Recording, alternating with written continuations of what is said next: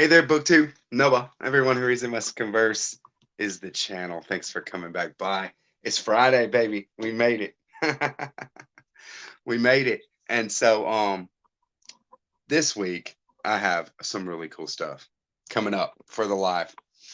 Might have a guest later on, and we're gonna be talking Alan Moore. I just read this week Alan Moore's first novel, that is The Voice of the Fire. It's cool. Spoiler alert, I liked it and it's cool. You know what I mean? Got more, baby. That's right. Hey, Gorvidal. Happy Friday. Nice to see you, man. And I'm loving Alan Moore. I mean, Jerusalem blew my mind in so many ways that I couldn't wait to read more after I read Jerusalem. Of course, I had read Watchmen years and years ago, V for Vendetta years ago. I read From Hell years ago, but with From Hell, I didn't own a copy. I had read it at the library, got it from the library, and then so I have a copy now. I'm gonna reread it because I just did it at one time. I don't really remember that much. Maybe I wasn't so into graphic novels and stuff at the time. Hey, Jim reads too slow. Happy Friday. Nice to see you. It was a long week. My weeks have been long, but they've been flying by. Like my weeks are really fast as far as the day to day, and then but there's so much going on that when I think of what all happened this day or the last couple of days, I'm like shocked. Hey, Harrison Williams, happy Friday. Thanks for coming by. Awesome. Nick Voro, that's what I'm talking about. Yeah, buddy. Hey, SS, nice to see you. Thanks for coming by. Thanks for always supporting the channel.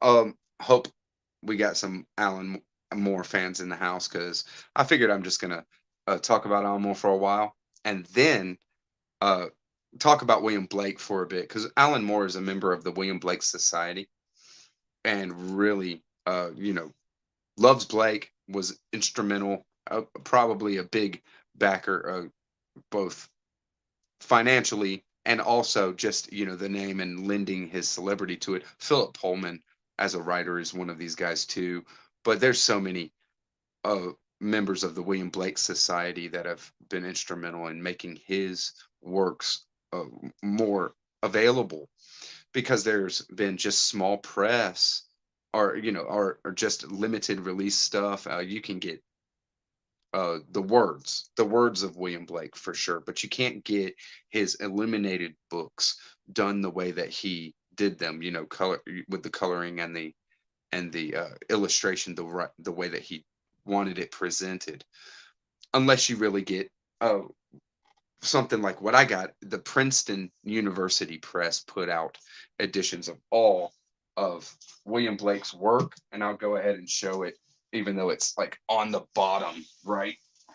But this is my Princeton University Press edition of Jerusalem, Emanation of the Giant Albion. It's William Blake's greatest work, greatest completed work, because I would say maybe Vala is something that would compete if it was in a final form the way that this is. But you can get all of William Blake's stuff from the Princeton University Press in those editions. They're not cheap, but they are worth it, because they are perfect reproductions, facsimile reproductions, right, of the colored manuscripts that William Blake printed in his home printer, right? Hey, Tyler, the Falcon is in the house. Nice to see you, brother. Awesome. Hey, Alexa, happy Friday.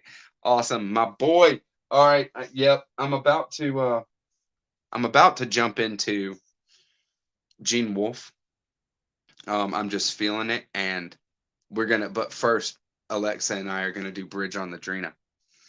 That's gonna be cool, man. I'm almost ready to start it for sure. Uh, we'll start it like this week if you want to. So let me know where you are in your reading, brother. Hey, Ineffable. Yes, happy Friday. Thanks for coming by. For sure. Greg is in the house. Nice to see you, Greg. Another Bibliophile Reads is a freaking fantastic channel. Um, Gotta check him out if you're not following already. Hey, Fit to be Read, what's up? You feeling good, buddy? It's Friday. We got to be feeling good now. That's for sure. Puff Pets, yes, in the house. And I hope you're a fan of Alan Moore. He's such an amazing, very very strong.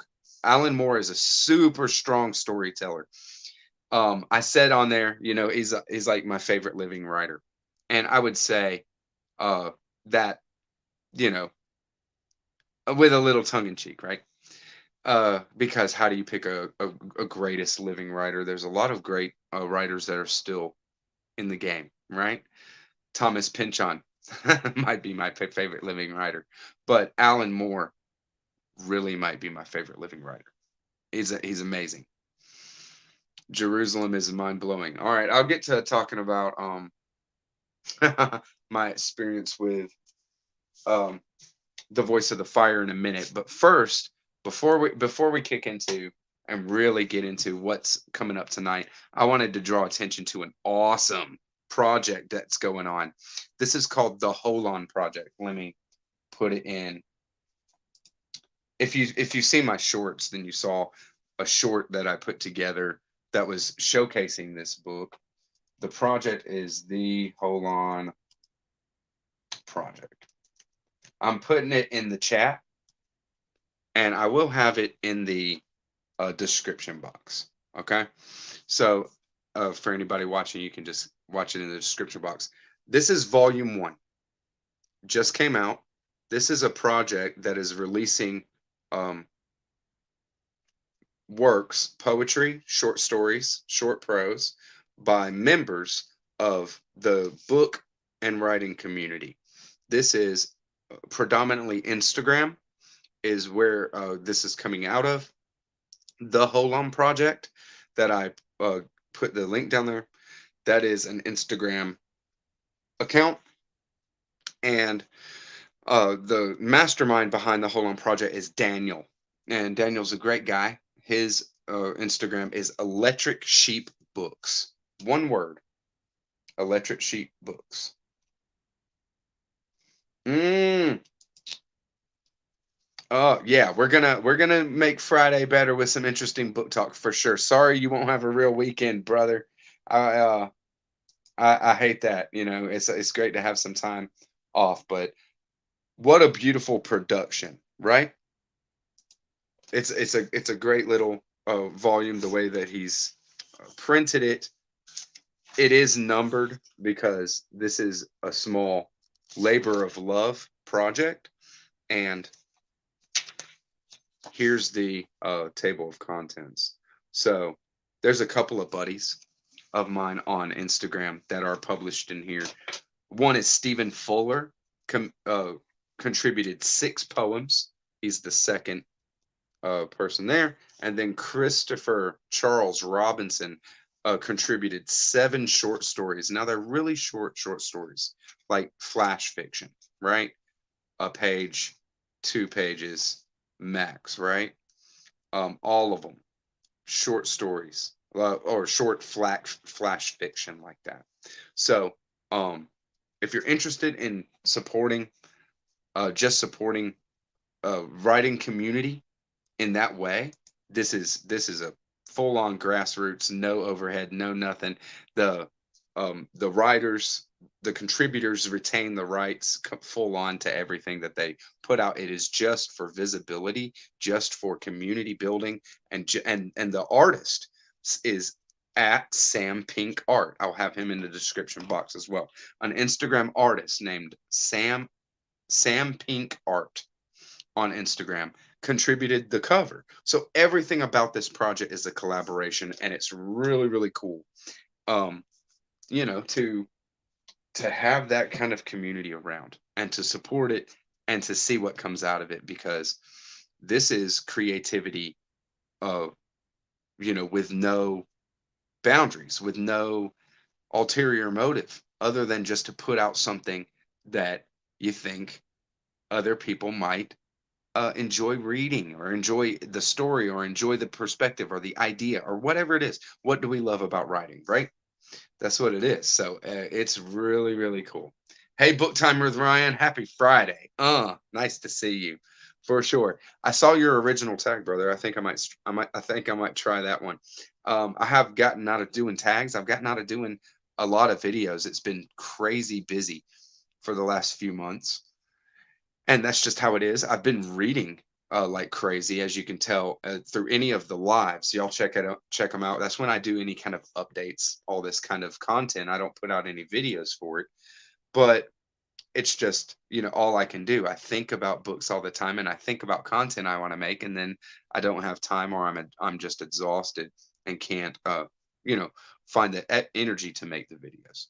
But I will, and it's just a timing thing. I changed my job, and it's a different pace. It really is, and different kind of things with the family structure. My girl's getting jobs and all this kind of thing, right?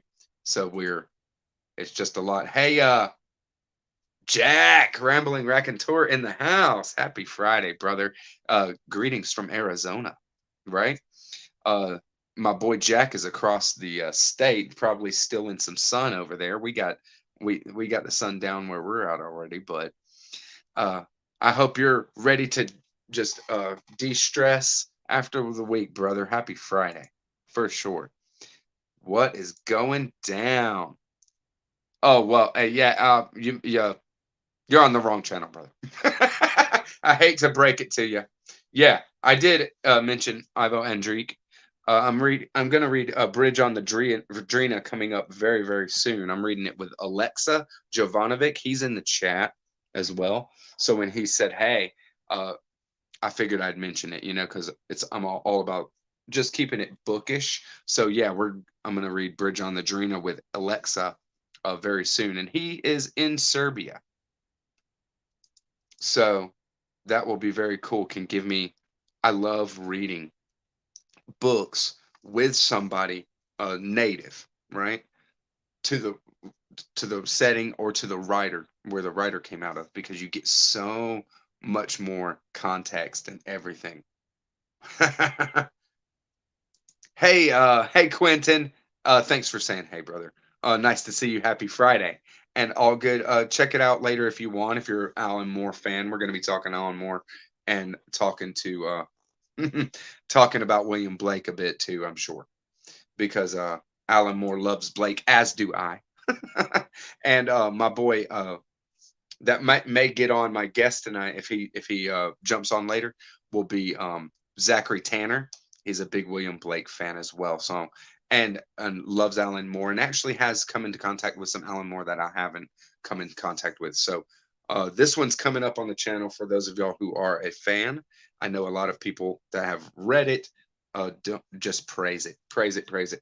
So it's just, I'm sure I'm gonna enjoy it. Blackest Night. No, there is nothing too dark for an Alan Moore fan, I think. I mean, there is stuff. There's scenes. I was talking to Emily about it. There she is. Hey, baby. Happy Friday.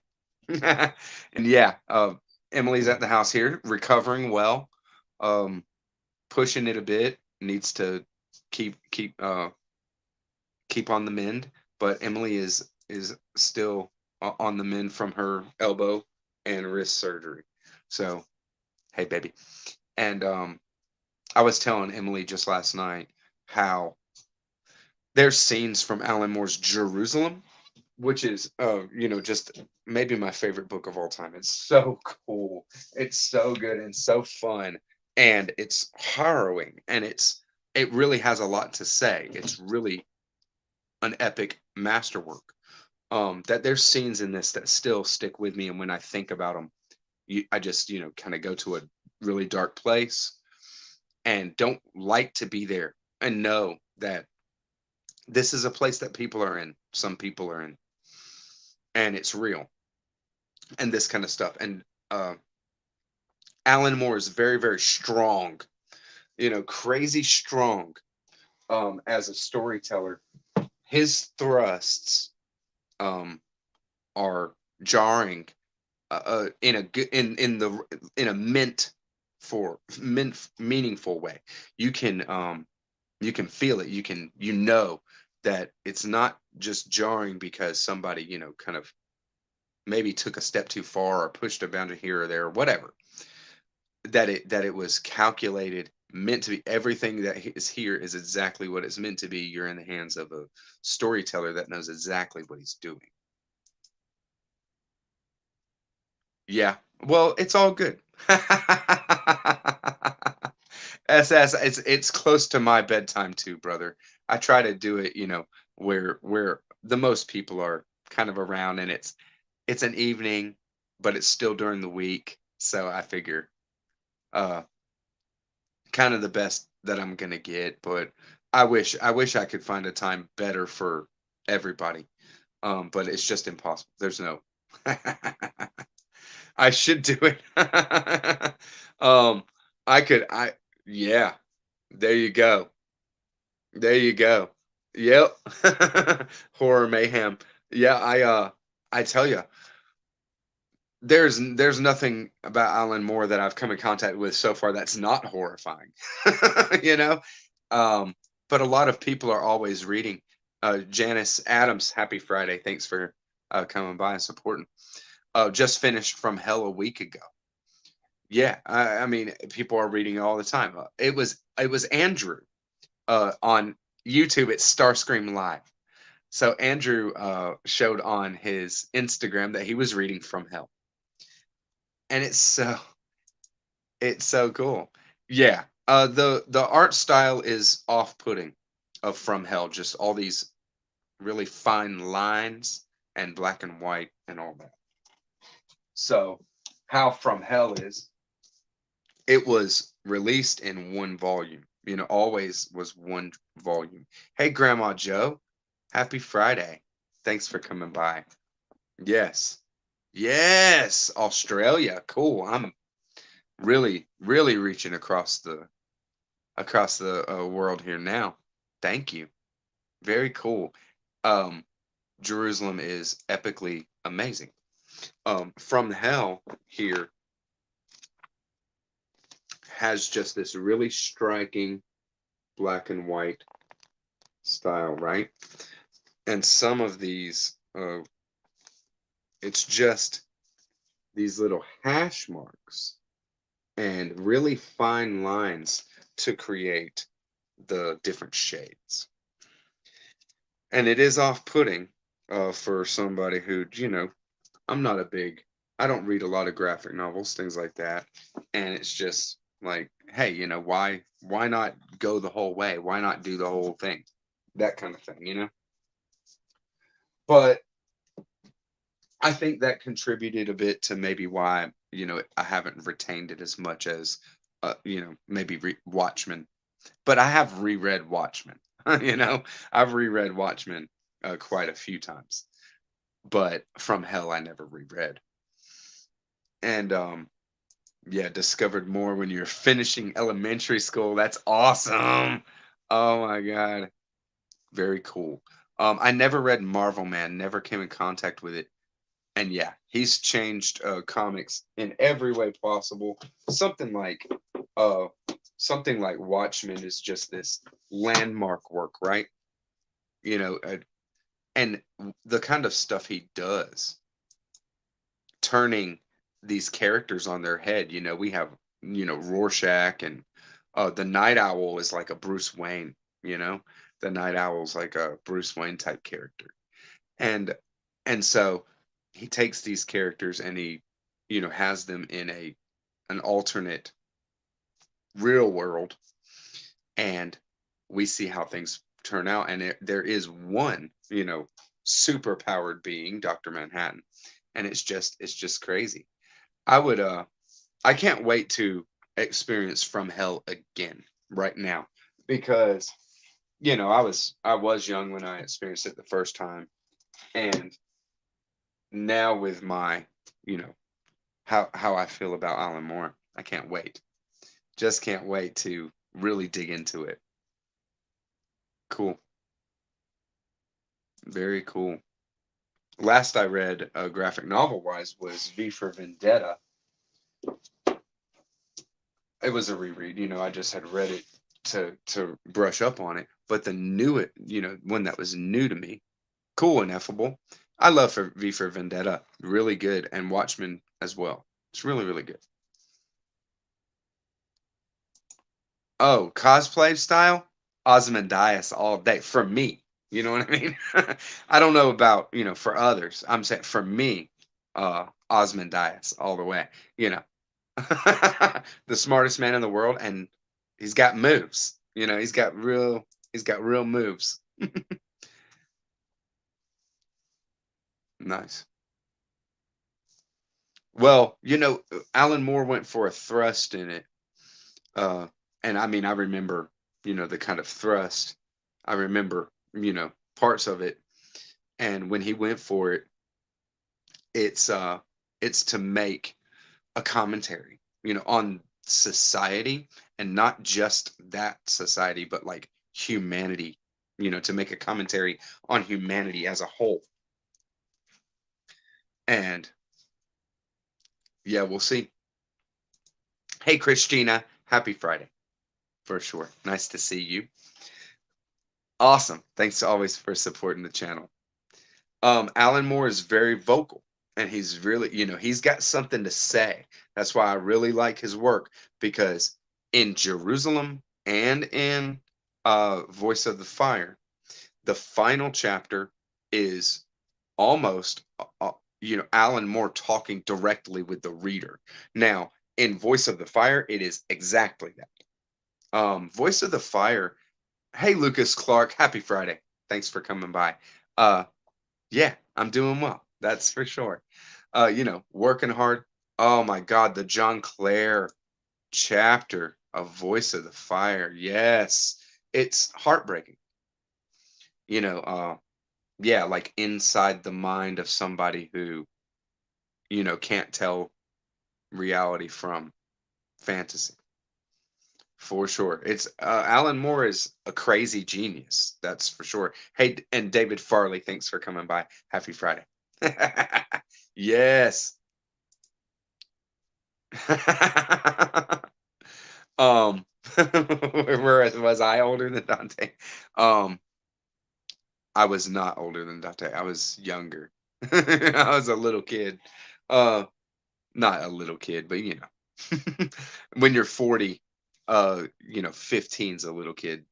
20 is a kid still, really. Yeah, man, that John Clare chapter of Voice in the Fire is unbelievable. Unbelievable. So, uh, Voice of the Fire turns out to be almost like a series of vignettes. Not exactly short stories, but yeah, I mean, maybe even a series of short stories, but they are held together by a place, Northampton, England. But it's unrecognizable through most of the book. Where you're at, it could be anywhere, right? But it is Northampton, England. The first chapter is 4,000 years BC. Second chapter is 2,500 years BC. And it does go chronologically up to present day, which is when the book was written, is 1995. So it's a wildly ambitious work. It is. Um, it's not it's not ambitious to the point to be something that can't be attained by somebody who's a great storyteller, and Alan Moore is definitely that. So attaining what, he fully accomplishes what he wanted to do with this book, with Northampton. um hey, Christy, happy Friday. Yes, very cool, thanks for coming by. Awesome. You should read Jerusalem. I would recommend getting this edition. Sorry, now I'm knocking everything over. Getting this edition, where you have the three separate books or separate parts of Jerusalem as individual books. Because this book is the heaviest book I own. It's probably heavier than the Folio Society edition of Milton's Paradise Lost right here. Look at the difference in size. But that book is lighter than that book. It's heavy, heavy stock. It's heavy pages. It's heavy uh boarding. I'm sure. Yeah, you should read Jerusalem for sure. It's awesome. Oh yeah. Well, Jack the Ripper was like a phenomenon, right? Jack the Ripper is also almost an archetype, like the death archetype, especially it being unknown and never being, pinned down or admitted or, punished openly, at least. These kind of things. There's so much to the Jack the Ripper that is intriguing or at least mysterious to the point that you keep, you'll go down a rabbit hole, right? Heck yeah. Awesome. The Killing Joke is fantastic. Fantastic. And okay, so I'll show just the three here and then yeah, I'll show some. Ooh, I love this edition. And they're floppy, they're paperback or trade paperback editions with the box. I mean, like this is the way to go. I got it to read. This is what I started reading this one last year when I read this, and it was not happening. Uh, I just couldn't read it enough because it's so cumbersome. I couldn't read it anywhere that I couldn't really put it down and have it stable. So I went ahead and got that the three paperback right there. All right, let's see. Some Killing Joke. That's right. That's a good one. Definitely great artwork in this one. And I got the noir here. I didn't get the regular colored edition. Okay. Yes. Right. Right, Tyler. It was something like, Jack the Ripper becomes a archetype, a symbol in From Hell. It's not it's not on it, it's not history at all. Nice. This I mean, it was a great pairing. This is just a great pairing. Uh Boland and Moore in this. So I'll just show some of this artwork. It's cool. Okay, just the opening is amazing.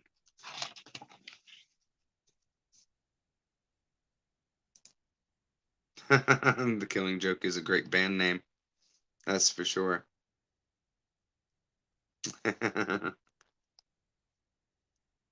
Yeah, dude. Yeah. I mean, dude, Watchmen, it was a mind blow the first time you read it, it's perfect, it's amazing, and that is really iconic, like an attribute of Alan Moore, that his thrust, the end, the climax, what he has to say, it's very, very strong. You might be going along and thinking, and you can follow everything that's said because it's great. um and you can follow everything, but you're like, why am I getting all it? What does this have to do with that? And you're picking up on little connections and whatever. And then when you get it all, if you finally get delivers, you realize that you have everything that you need. You know what I mean, to understand it and that kind of thing. So yeah, that's right, David Farley. Happy Friday. For sure. Thanks for coming by. Been rocking. I rocked Voice of the Fire this week. It was really, really fun. So some of the things that he brings up in Voice of the Fire is um, John Bunyan. So there's a bit on Pilgrim's Progress and how the narrative of Pilgrim's Progress is. I have not read Big Numbers. And then there's a bit about not just Pilgrim's Progress, which William Blake also did illustrations for. I have it here. Um, let's see, maybe I'll open it up. But he calls out the Holy War, which is John Bunyan, another kind of allegorical novel that John Bunyan had done, called The Holy War. And in this, he likens a place, and I didn't know that the place is Northampton, but it is. Uh, Northampton, Northampton and its people is the only thing that Alan Moore is talking about. Um, but by, it's not, it's, they are a stand in for all humanity, and Northampton is the entire, uh, human condition, and it is unbelievably uh, hard uh, living there in Northampton, and the way that it is for the people of Northampton is an unbelievable amount of suffering and hardship. So it's a mission uh, in Alan Moore's work to illustrate the people that are living the lives that even he doesn't, he can't recall or can't find the name of somebody uh, that's involved in a story that did happen and stuff like this, but the name's just been totally lost. And it's something that, like in the last 5 years, or a crime that was, is known and was a known thing, and people can tell stories about it, and so, and this person, just, you don't even know who it is. And so it's just that kind of marginalized society that you just, they don't have a voice, they don't get heard, and he's showing a part of humanity that is everywhere. It's everywhere. There's people that live like uh they do in the boroughs of Northampton, uh you know in my town, in every town, right? I remember that movie From Hell. I think that might be a reason why I never reread From Hell, is because I saw the movie, right? They did a movie, and then, but it's been so long now that I haven't read it yet, or I haven't reread it or rewatched it. I don't even remember the movie, very well, right? Very cool, David. I'm glad you came across it too. Heck yeah, man. I don't think you have to, unless you really want to. I love. It's not heavy like that. It's a beautiful fun ride is what it is. Nice. That's funny. I mean, it's just a big book. It really is. But I mean, I read it fast. I read it faster than I'd read, big hard books. I would say From Hell isn't particularly hard. You really have to just kind of, you know, it's do you fall into, and can you fall into Alan Moore's storytelling or not? Because if you can't get in the flow of the storytelling, then it's going to be a trudge. It's going to be tough. But I mean, it was just a wonderful experience for me. Nice, Falcon.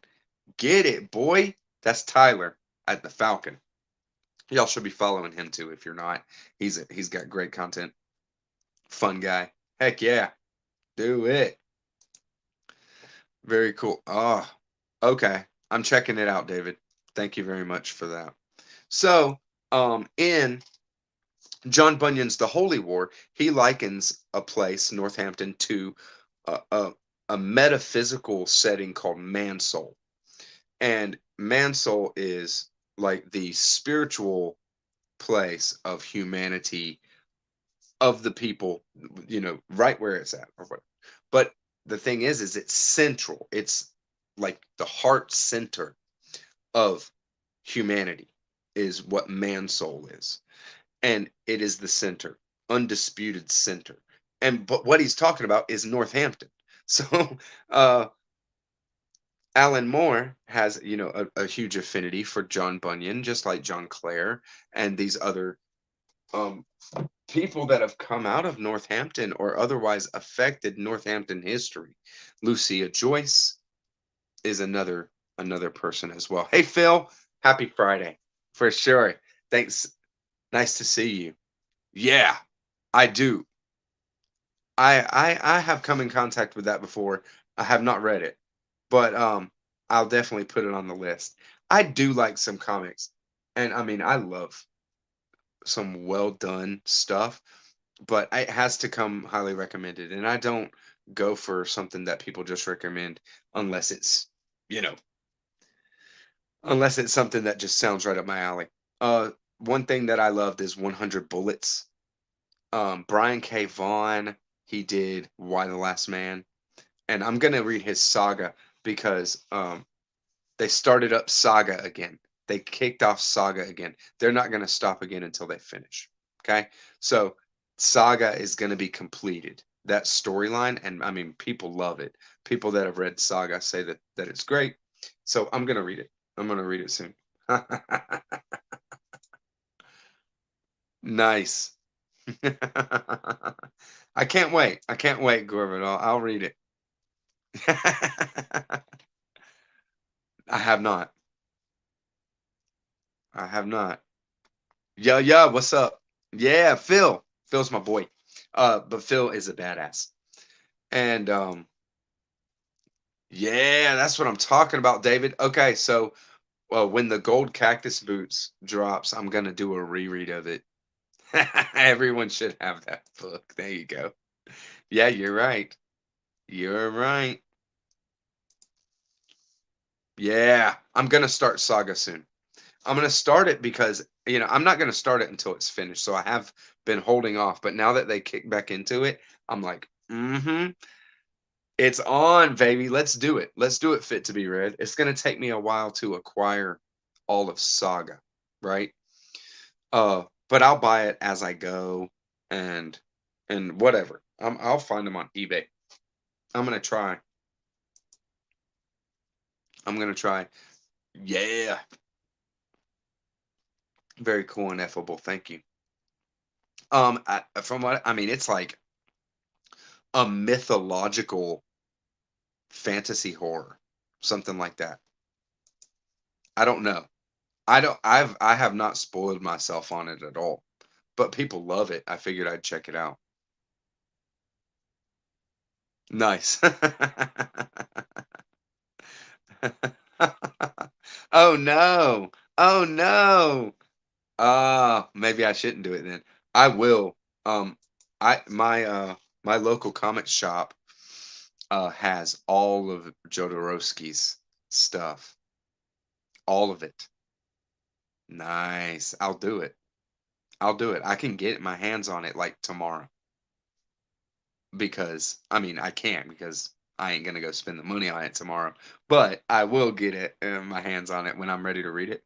I can get my hands on it right when I want it. So I'll do it. Very cool. I saw that they had full collections of all of Jodorowsky's stuff. That's awesome. Okay, I'll get into it because I mean I'm never gonna be disappointed there, right? Um, so Pilgrim's Progress, John Bunyan plays a part there, and Mansoul is the second book in Jerusalem. It's part two of Jerusalem. It's called Mansoul. So that is actually a big part of Jerusalem. Comes from John Bunyan's The Holy War. This one right here. Yeah, nice, Alexa. Yeah. See, Alexa, if Alexa likes it, you know, we'll have some fun with it for sure. I want to read it just because, it is lauded, but with something being mainstream, something being uh just out there like that, I'm prepared with it, for it to suck, right?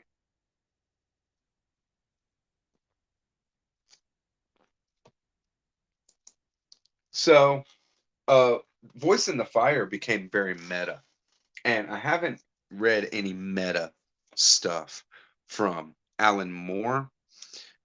Jerusalem has a lot of autobiographical elements.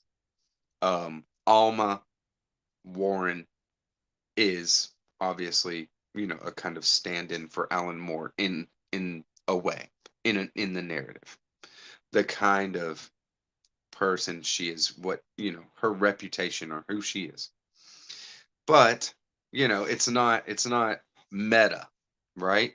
It's more like how Joyce, created Stephen Dedalus, right? Something like that. And then Deadless, his life is not a direct, like, it's not like he's James Joyce, and something might be changed or inverted or used in some kind of way for the narrative. So it's like that in Jerusalem with Alma. But at the end of Voice of the Fire, it really is that Alan Moore is speaking to you through the book about what he's just said, about, through the vignettes earlier in the book. And they're very interesting. And you're always asking, like, what is the point? And he gives it straight to you, what he's trying to do, why he wanted to do it, and what it means, like the purpose and the meaning of what he's doing. And it's a masterful chapter. It's a masterful bit of writing. And even the narratives are all very interesting, but Phipps Fire Escape is the final chapter. That's what it's called.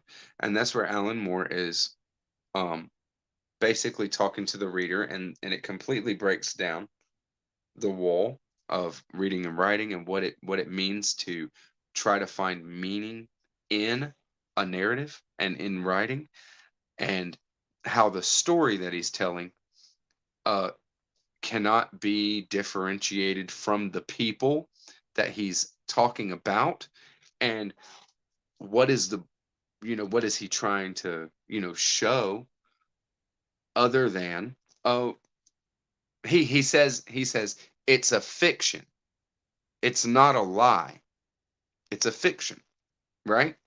So that's the point. That's the point, that it's a fiction, but fiction does not mean untrue, and it doesn't mean lie, most certainly, right? A fiction is a story, and there is truth in fiction. There is learning in fiction. There's a people read to not just know more about different subjects and things like that. They read to expand their vocabulary, their knowledge, just on a very practical level, bettering your human condition in some kind of ways.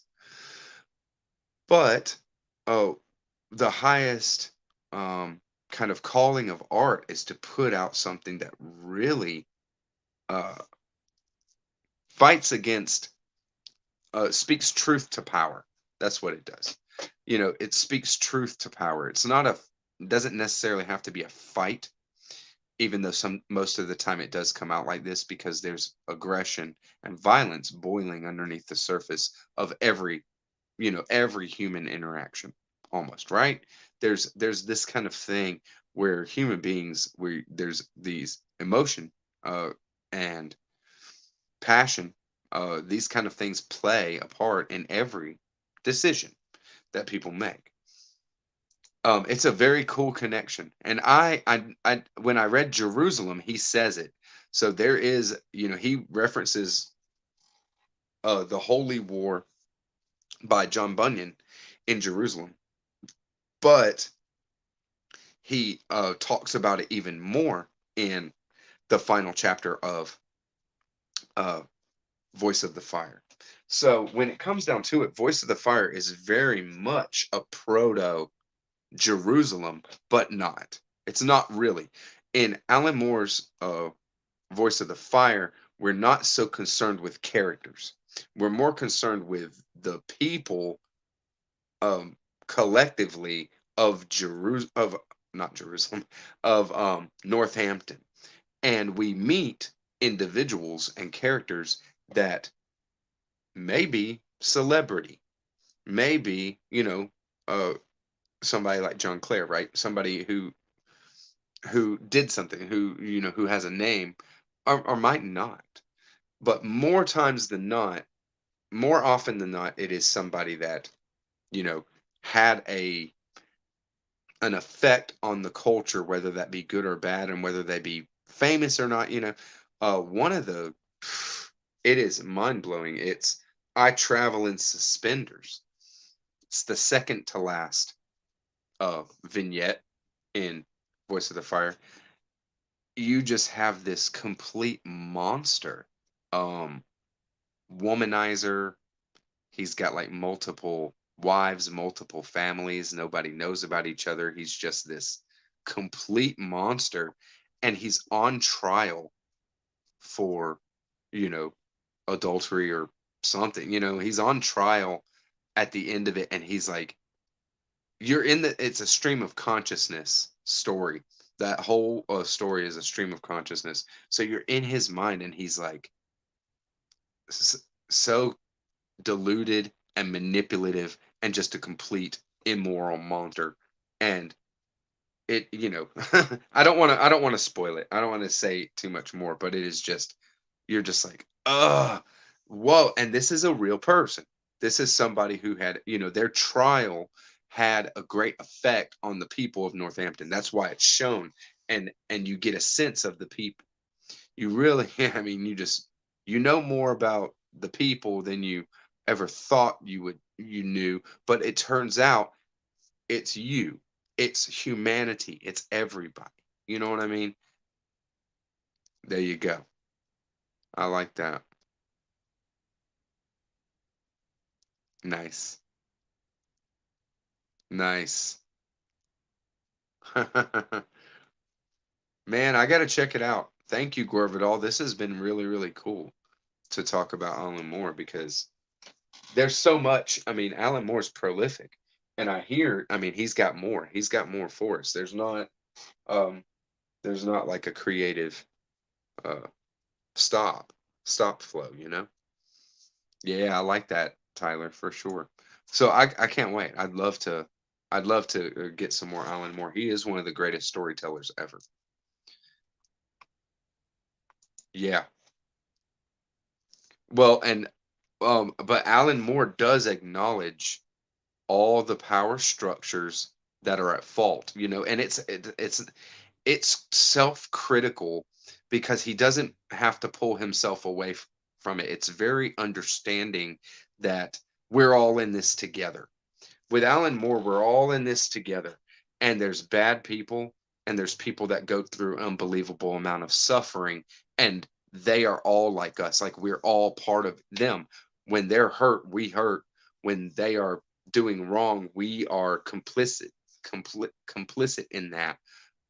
It's it just is. Humanity is one, you know so I think that, as far as acknowledgement, Alan Moore does acknowledge, but he doesn't he's quick not to blame them only, like, and say it's them, not me, it's them over there, and point the finger, because it's not productive doing that. You have to change from the inside out, if things are to change.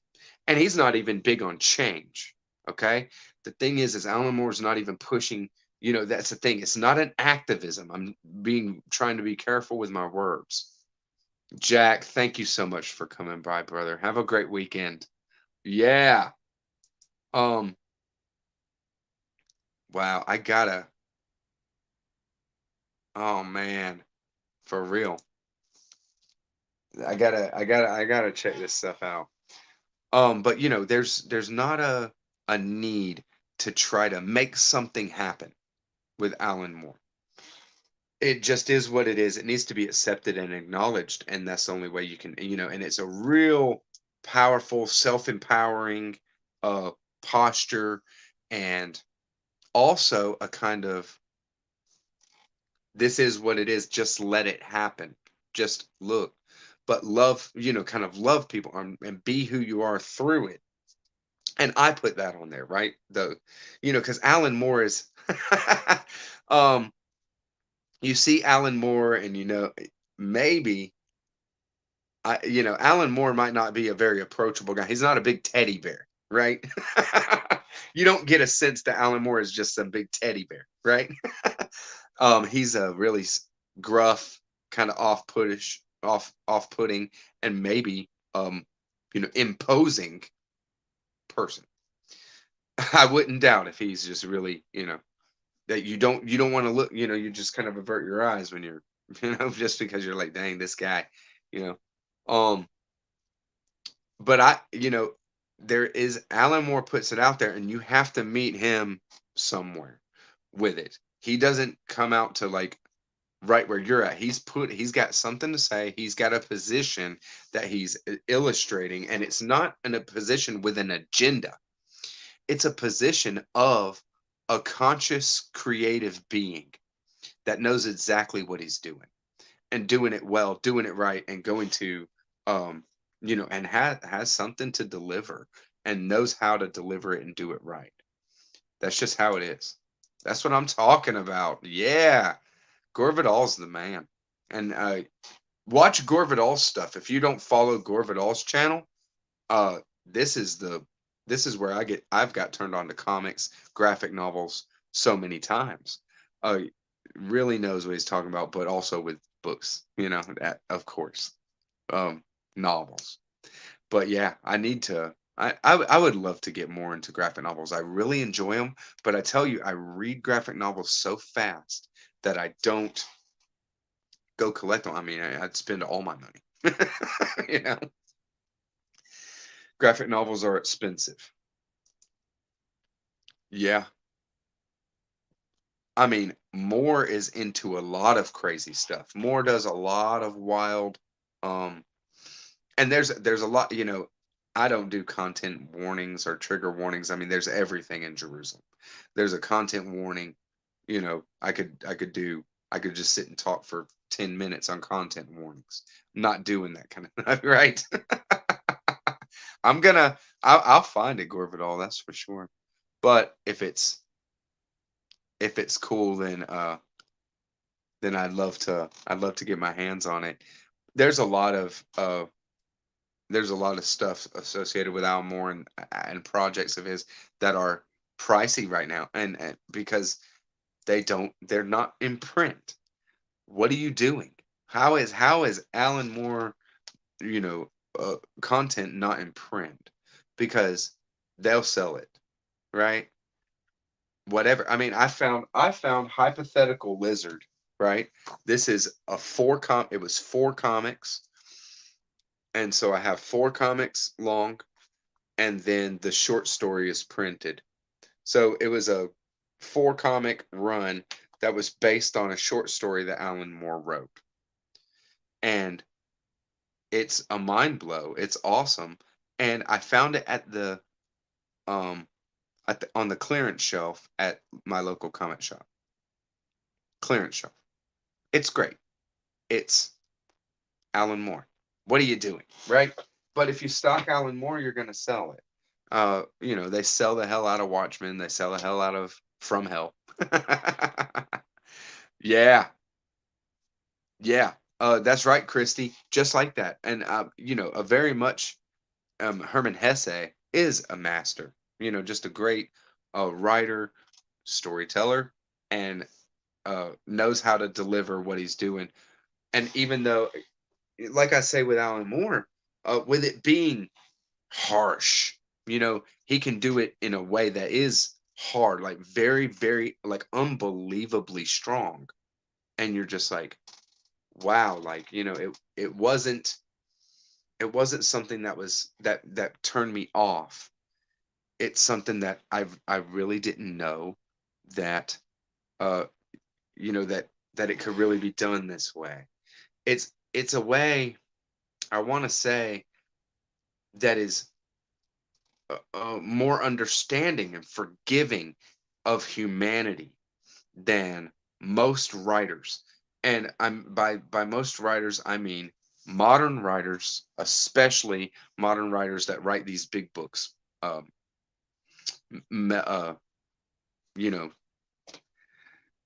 something big like Gravity's Rainbow, David Foster Wallace, some big thick chunkers, something like Jerusalem looks like that, and it's definitely a big story, but it is a story, and it's just it's fun as hell, and it's not something that you know you, everything bubbles up at once. It's not something that feels like you're ever being spoon fed, but then you're getting everything you need, and then it just is the pressure cooker has been going the whole time, and before you didn't realize how much things are ramping up or how much tension is being built, but then all of a sudden it's it's on 10. Or like with Jerusalem, there's a happening where something happens and then it's suspended through the storytelling for a while, so you have in your back of your head, well, this is what's happening. This is, I'm in the middle of this really of high stress situation, but we have this whole interlude, this whole story happening in between in those moments. Um, go to go to his go to his channel, Gore Vidal, and subscribe to it. He has a channel that's it's the name of it's his profile right there, Gore Vidal with that picture for sure. I would love it. I Neil Gaiman, as far as I've come in contact with, is a good storyteller. Um, American Gods is my favorite that I've read. I'd love to get turned on to your favorite. I hear what is it? Neverwhere is pretty good, but I don't really know. Right. That's right, Tyler. Yeah, I mean, there's a lot of respect and understanding that of like that people are sovereign unto themselves. This kind of thing, you know. I love that Rorschach is the hero of Watchmen for sure, and and that's Alan Moore there.